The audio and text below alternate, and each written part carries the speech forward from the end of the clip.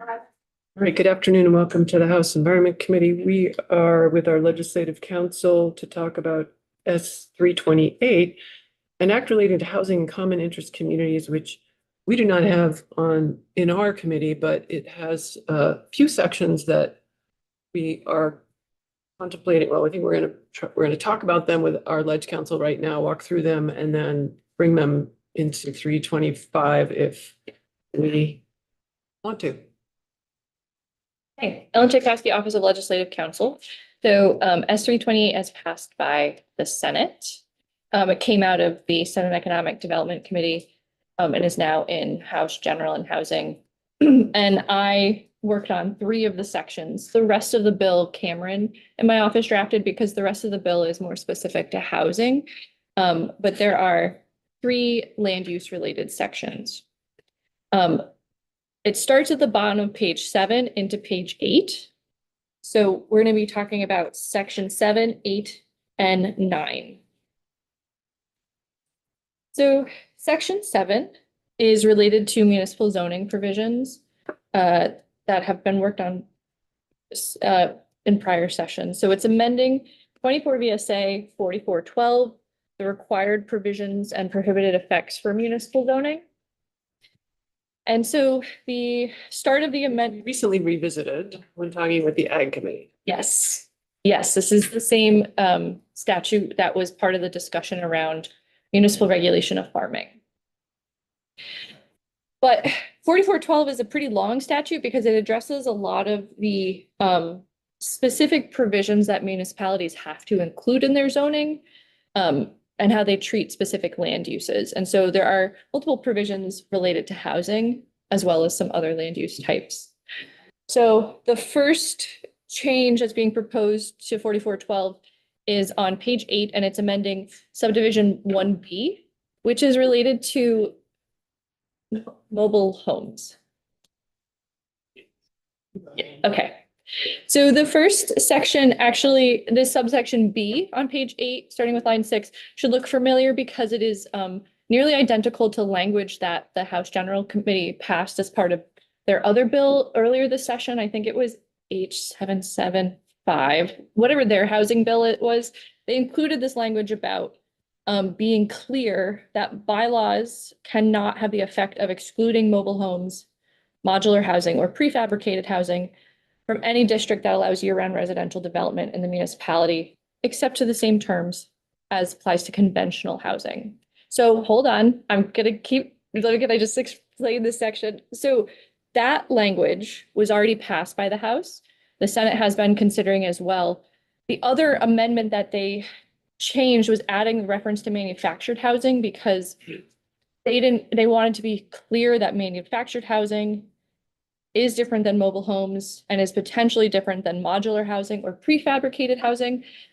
I'm not an expert in the technical terms of manufactured housing. Cameron works on that more, but they wanted to make sure that it covered all these types of housing that were sort of in the prefabricated category. And saying that a municipality has to treat them the same as they treat conventional housing. So if a municipality in their zoning has requirements for design specificity, design review, that would apply to manufactured housing. And if that manufactured housing can meet those standards, they have to be allowed in the same way that single family homes are allowed. Did I answer your question? I mean, Okay. I think I've been kind of trained now that it's more kind of politically correct to say manufactured housing instead of mobile homes. And it just seems like this will be confusing because I feel like there's another category, like manufactured housing is a different category than mobile homes, but that's just maybe, I don't know. It's just interesting to me.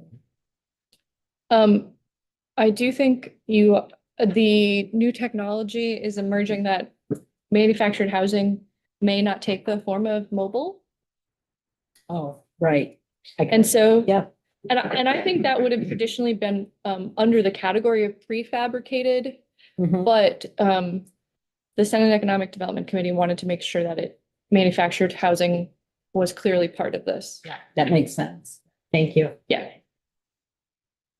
All right. So still on page 8, so that's subdivision B. Then there are a series of changes farther down in subdivision D. So subdivision D is the section that has required that there be duplexes and up to quadplexes in certain areas of municipalities. And so a couple of small changes are being made to this provision that was adopted a couple of years ago. So bottom of page 8, line 17, bylaws shall designate appropriate districts and reasonable regulations for multi-unit or multifamily dwellings. No bylaw shall have the effect of excluding these multi-unit or multifamily dwellings from the municipality. In any district that allows year-round residential development, duplexes shall be a permitted use with the dimensional standards that are not more restrictive than is required for a single unit dwelling, including no additional land or lot area that would be required for a single unit dwelling. So I'll stop there. Currently, the statute says that duplexes shall be an allowed use. This is changing it to a permitted use. And the difference here is that in zoning, allowed uses can go through conditional use review, whereas permitted traditionally go to the minimal to no review at the municipal permit level. So this would prohibit towns from doing conditional use review on duplexes if that is not what is required for single unit dwellings. And your committee did work on this 2 or 3 years ago, this duplex language. And my recollection is that there were back and forth. There was, I would say, multiple parties that testified about whether it should be allowed versus permitted. And so, I mean, I remember this being a separate language for duplexes and fourplexes, and that it was a permitted use for 4. yeah, I didn't get there yet. That's at the top of page 9. Yeah. So I was going to do them separately because this is just for the duplex part. The fourplex part is next. Where does it say duplex? At the bottom of page 8, line 21. Duplexes shall be, and I say, yes, got it. It's a question. You may. Yeah, just the term permitted usually means like the application for a permit and a permit, or is it just the traditional permitted use of the word here? What does it actually mean? Yes, so this is, yes, this is an issue. So prior to the Home Act, Chapter 117 and Title 24 establishes what towns are allowed to put in their zoning. And it was pretty high level, but within the planning community, allowed and permitted have their jargon that has different meaning and context than what has already been established in this chapter. And so permitted here is the zoning phrase as opposed to the general understanding of the definition. And so the House General Committee was actually just discussing if these terms should be defined because they are not defined. But if you look at zoning, and you may want to hear from town planners if you work on this, a zoning district will often identify what are permitted uses and what are allowed uses. Allowed uses generally have more review or can be subject to more review. Yes. That's the opposite of what I would. Yes. Interesting, because I have heard that this has had unintended consequences in certain communities when we're getting an awful lot of ADUs that are turning into Airbnbs when we were having the intention was housing for Vermonters. And that's from a community that feels like they have enough Airbnbs. So, yeah, okay. So the other change to the subdivision is at the top of page 9. So line 2 into line 3. In any district that is served by municipal sewer and water infrastructure that allows residential development, municipal multi-unit dwellings with 4 or fewer units shall be a permitted use on the same size lot as a single unit dwelling. And it's striking this additional language that's been part of the statute that says, unless that district specifically requires multi-unit structures to have more than 4 dwellings. So this created a system where if it's an area served by sewer and water, the town has to allow multi-unit dwellings with up to 4 units in that district, unless they specifically require sort of the opposite, which is that multi-unit dwellings have to be 4 units or larger. So this provision in the status quo currently allows town to say, in our sewer and water districts, you have to have more than 4 units in order to build here. And so there have been, I think there's been some testimony that has prevented the smaller number of units from being built in those areas. I think I need to just explain that again. So the first part of this sentence is saying that in these areas, the town has to allow for multi-units up to 4. So either duplex, triplex, or quadplex, unless they do the opposite, which is say, in this area, only structures greater than 4 units can be built, not duplexes, triplexes, or quadplexes. And by striking this, It leaves it at, in these areas, a town has to allow up to 4 units in those areas. They can always, do more, sure. They can allow for greater density. what does striking this do? Hypothetically, if the area served by sewer and water is in a municipality, the municipality can say only structures there can be built with more than 4 units. If a developer is seeking to just convert a home into a duplex, that wouldn't necessarily be allowed. Mandating a house that was really only big enough for 2 units to have 4? Yes, requiring more than that, not allowing for smaller unit development. Questions, Rita?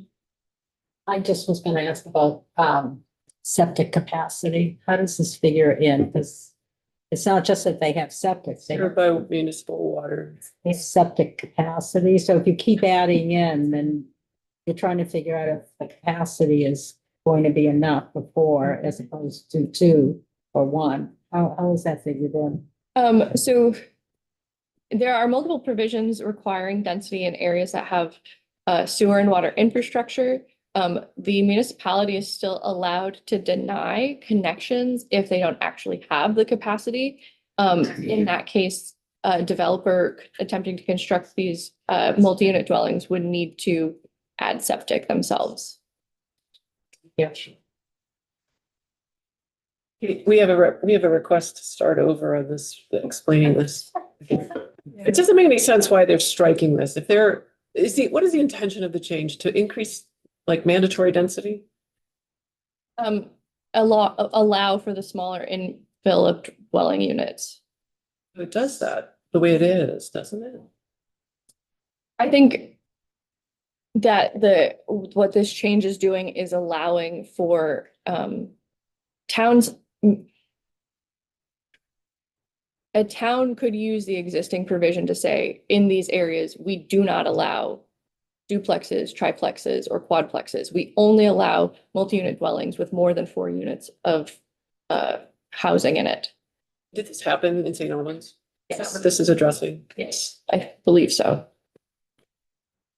Where someone was forced to have more units than they had wanted to on their property. I believe so, yes. Representative Logan, So St. Albans upzoned, yeah. and then that prevents this from being a permitted use. Yes. Okay. So if we're striking it out because we want to be able to say that you can't zone out duplexes, triplexes, and quadplexes But yes, in the upzoned area. yes, by saying that this building would need to have at least 10 units or 20 units. So someone came to we won't pick on one town, but let's just say that you have this situation. It would be that I'm a owner and I want to put in 3 units. And the town turns you down because they want you to put 6, Yes, and you can't afford to do 6. yes. And and that's the way this had been written. Okey-doke. Other questions on this section? Did you have a question, Representative Hoyt? No, it was cleared up. Okay, so that's the end of the zoning provisions in this bill. Section 8 is on a related topic, though. It is about the definition of areas served by municipal sewer and water infrastructure. So as part of the act that initially created these zoning provisions that require additional density in certain areas of the municipality, this concept was created that there would be required density such as the up to 4 units of multi-unit dwellings in an area served by municipal water and sewer. And so this definition for what those areas are was created. It is an option for how, there are 2 options for how the town goes about identifying what these areas are. So the definition has 2 options. The first one at the bottom of page 9. So it means an area where residential connections and expansions are available to municipal water and direct and indirect discharge wastewater systems and not provided by identified capacity constraints or municipally adopted service and capacity agreements. So the Senate here is striking that the area under this first prong of the definition, they're striking reference that the area could not carve out areas prohibited by state regulations or permits. The second half of this definition, which I'll talk about more, is a town actually adopts in their bylaws what the defined areas are, and they're allowed to consider a number of criteria. A town could also use this method, or this is the default method if the town has not adopted in their bylaws what the area is. And so you look at the area is it a place where residential connections and expansions are available to the system and are not prohibited by capacity constraints or capacity agreements? So otherwise, it's striking state regulation or permits. I'm not sure entirely what the universe of that was. I suspect it was wetlands related. So the area couldn't previously include areas that were prohibited under state regulation or permits. This is kind of a complicated area of law. Other place to build in wetlands. I don't know that's the only type. I think that is identified as an example of why they would be striking it here, but you may want to hear more about if there are other examples. Did the Senate take testimony on other, like what other reasons? This was actually one of the floor amendments. Originally, the Senate had discussed, they had a number of planners testify about how this works. And so towns have a lot of different ways that they structure their sewer and water areas. And so this bill is attempting to capture a lot of the different situations that may occur.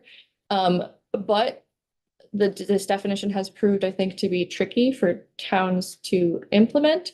And so there was a suggestion to actually include a distance. So to identify how large these areas served by municipal water and sewer are.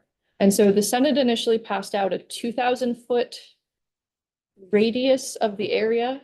And who would pay for those 2,000 feet? So this is defining, it was defining how large an area would be.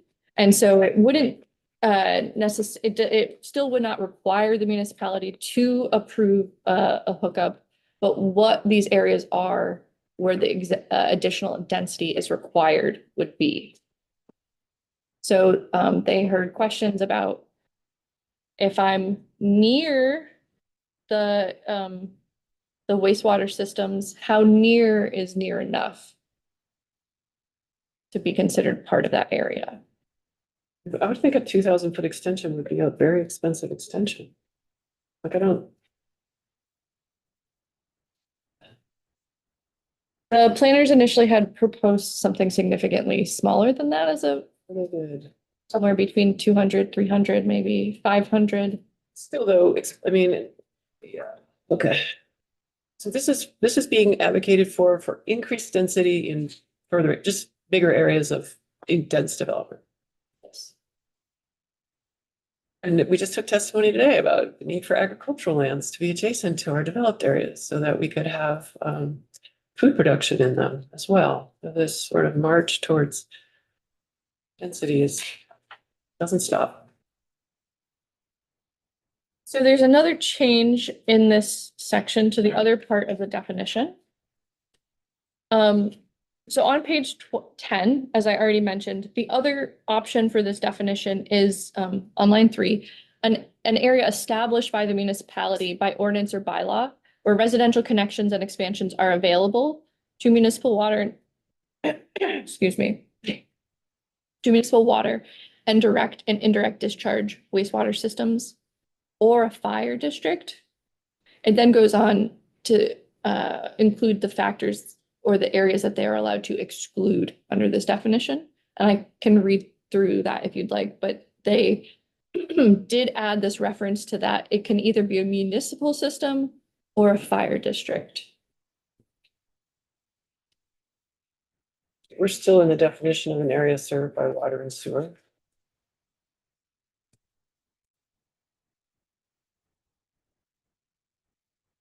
And so I did just want to flag this reference to fire district was added to this half of the definition. As I mentioned, the initial version of the definition had a 2,000-foot radius, but it also had struck entirely the first option of the definition. And so you may want to consider, then there was this floor amendment. And so Is part of the floor amendment, the fire district? no, that was part of an underlying discussion was adding fire districts. So It's merely a way of saying a water service area, because they're mostly their water. yes.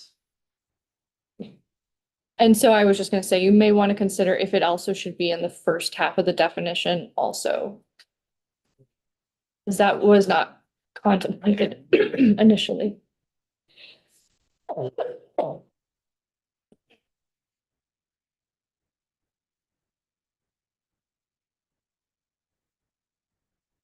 So the last section, section 9, unless you want me to read more from the definition of area served by sewer and water. No other changes were made to that section.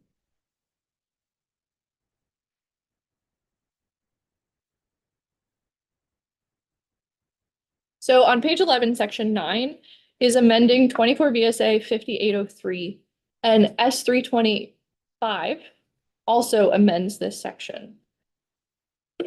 So this is amending the benefit steps for downtowns and village centers. So this is part of the new community investment program that's transitioning from the designated area program to the community investment program.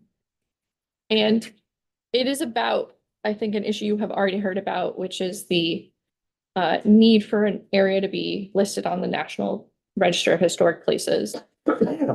So on page 12,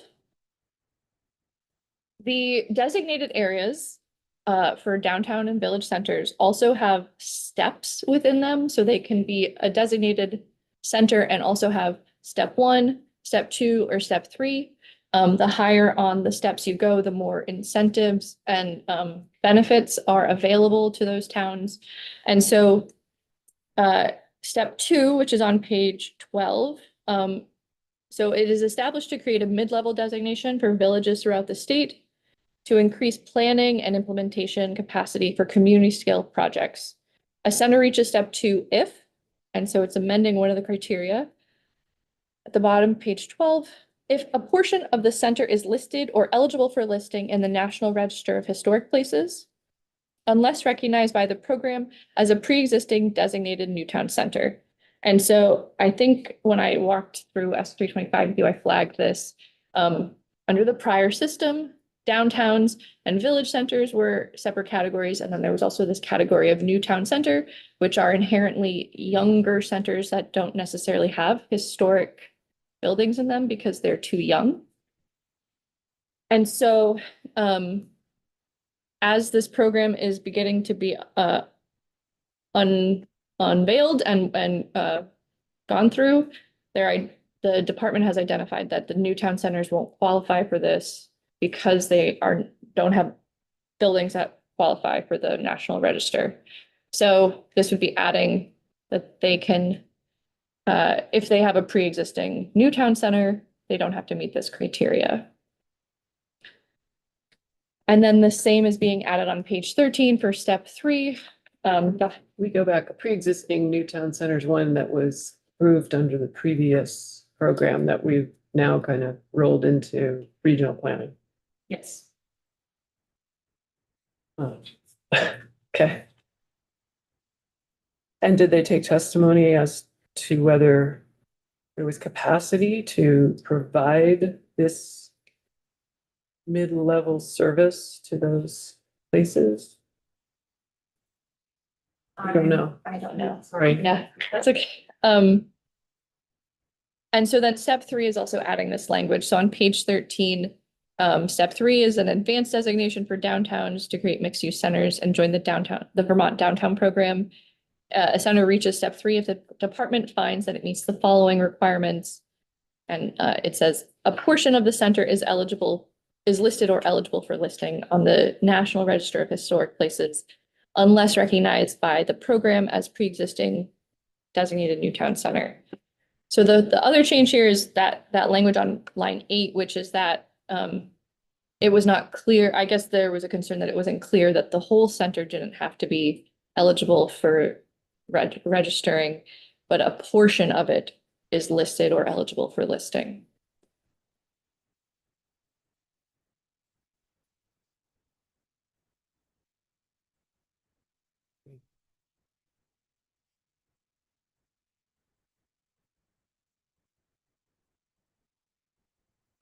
So how do we have Chris Cochran on this to understand what this does, or like, is it Department of Housing, Community Development? Okay, so I guess I feel like yeah, there's capacity issues here. And so, just so you know, in S 325, section 17 is amending this same section. The language in 325 and 328 does not conflict. So technically, they can pass separately and not conflict with each other, but it is always advisable if you're amending the same section to have it in one bill, just so that conflicts don't happen. And so the part that's already in 325 is just this part with the designation program. It is not about, but it's not about the steps. It's amending the other part of the language in this statute. It's amending subdivision A, and this is amending subdivision F. Oh, I see. Got it. Yeah, right. And okay. And those are the sections that you worked on in this bill? Yes. And I understood working on an amendment to those sections, which I'm very confused about, but would you be able to tell us what that amendment is doing? Yes. So on Friday, the House General Committee heard testimony from the Vermont League of Cities and Towns and made a couple of specific language change requests. And yesterday in House General, I presented an amendment for them that captured those or attempted to capture. And I think we had a little bit of a game of telephone because I'm not sure that I actually captured VLCT's intended suggestion, but the proposal they were making is they were proposing, the House committees asked for some of the language from VLCT and then something else. They asked for a definition of permitted, just to define what that is so that it isn't confused with allowed. There isn't a definition currently in Vermont law. So I just came up with the definition because they didn't really have a proposal. So you could hear, I think some town zoning has identified a definition for permitted versus allowed, so you could hear testimony on that. And then VLCT had two other suggestions. They proposed language that was discussed last year about allowing required bylaw amendments to not have any required hearings at the town level. And so in the last few years, as the legislature has put more requirements into the zoning, towns then have to update their zoning to reflect that. VLCT asked that towns not be required to hold public hearings on these changes because they are required changes. I believe your committee worked on this last year, and that provision was in a bill and then was taken out of a bill. I think there are some concerns about how that would play out if you made that change. So I can talk more about that if you'd like. It was in a bill last year and it was taken out. I mean, Yes. do you remember where or why? It would have been, I think, House General's housing bill last year. And why is because, while the statutory amendments are required to be adopted as part of town zoning, often these statutory provisions are vague or require discretion on the town to identify what areas they actually are going to apply to. So having them be sort of automatically adopted provisions, I think concern was raised about that. So, and the league is just saying they don't want to burden towns with having to do public process, letting folks know that the zoning is changing on their land. Yeah. And then the other provision that VLCT was proposing is that the definition of area and served by sewer and water infrastructure. Their position is that it should be used in the Act 250 changes related to Tier 1B and the interim housing exemptions, because for those exemptions, you do require that there be public sewer and water infrastructure, which is not the same as area served by municipal water and sewer. How is it different? Well, I don't know how it has been specifically. I don't know. Well, so they're not the same defined term. And so I don't know the extent to which they actually overlap. Thank you. Members have questions for Ellen on this? Representative What's the Austin. rationale for the National Register of Historic Places what's the rationale for that? I mean, I just imagine that there are some towns that don't have those buildings. That means that they can't take advantage of some of the incentives. So Yes, so I think I think you could hear from other people about this, but I think initially the designated areas were the areas that were eligible for tax credits that are specific for historic structures, which I do think is tied to the same year as the National Historic Register. And so I think that has always been one of the general requirements of the designated program, the designated area program. And then now that we're shifting to this new program, those have been carried through. I don't know if there's additional rationale you could hear from, but it was part of the original program. And it is in part to deal with that is a requirement of the tax credits, which is one of the primary benefits of those areas.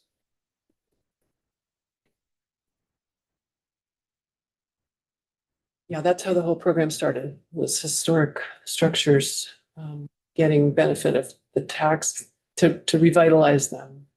Helped a lot of our downtowns with investments in historic buildings like the Town Hall Theater in Middlebury, like the Bristol Block. And other counties too, not just Madison County. I'm sure some of yours. Thank you, Ellen.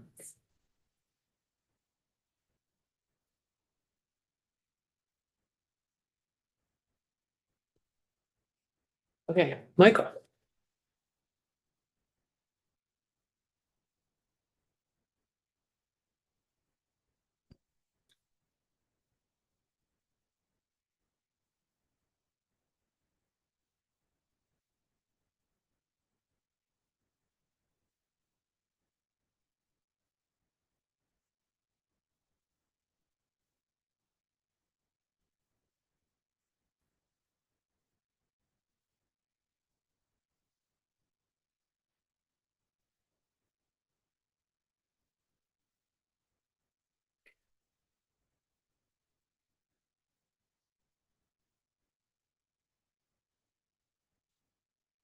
Whenever you're ready. Okay.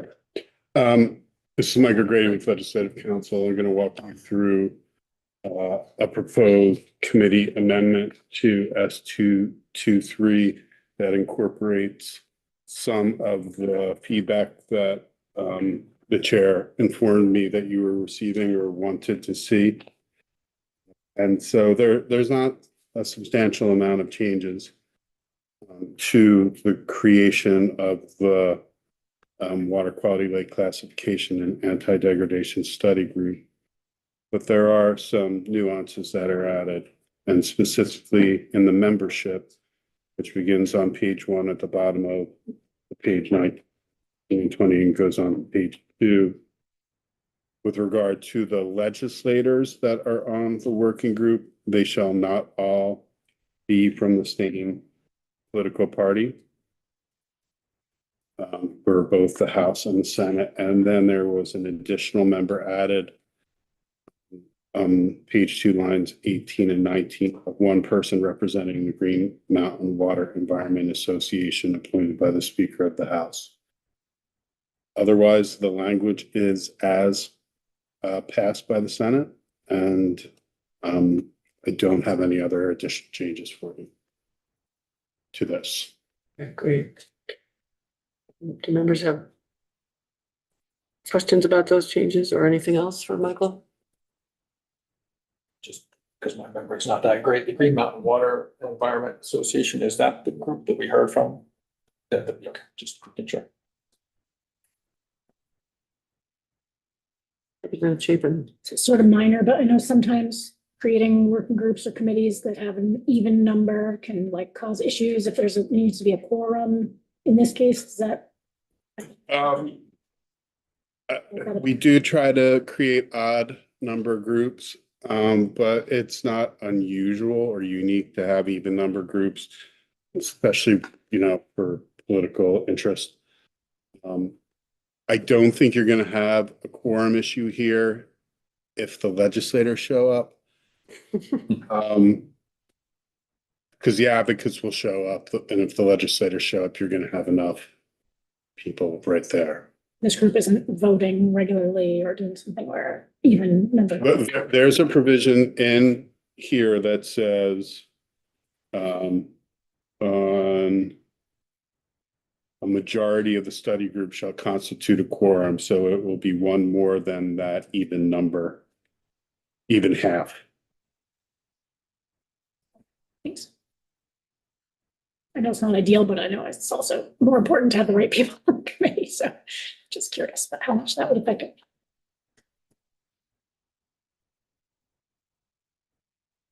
Even if you didn't say majority, it's a quorum, there's a provision in Title I that says majority is quorum.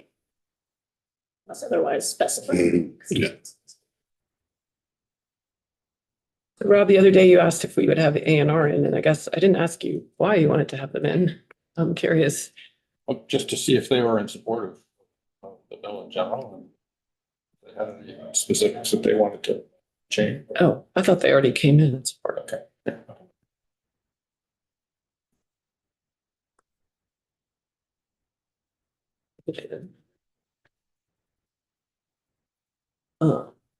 Okay, members have any further questions?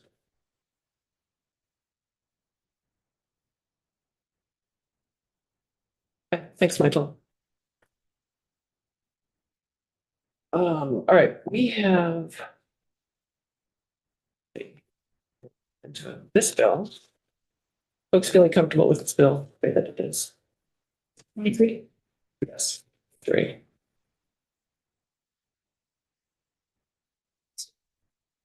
I have. It's the. I'm not quite ready to. I was hoping to have an offline conversation with you. Okay. I'm not quite yet ready to bring it forth. but Okay. I'll get some ideas, but. Wanting to do that. It's not done. Okay. Sounds good. We have the connection bill that has your amendment on it. Who else do we need to hear from? Anyone else we need to hear from on the hookups bill that we walked through yesterday with Michael, the Burlington event? I'm gonna move into clearing things out if we can. A&R? And we already have A&R in? Well, They would did Did not not- speak to the. Oh, yeah, yeah. amendment. Oh, on the amendment. Yeah. Great, thank you. Yep, great. Speak to the amendment. Okay. All right. And we still have a lot of folks, you guys have been sending witnesses on 325. Still have people to hear from on that. Guess that's all the news for the day. With that, we will adjourn for the afternoon.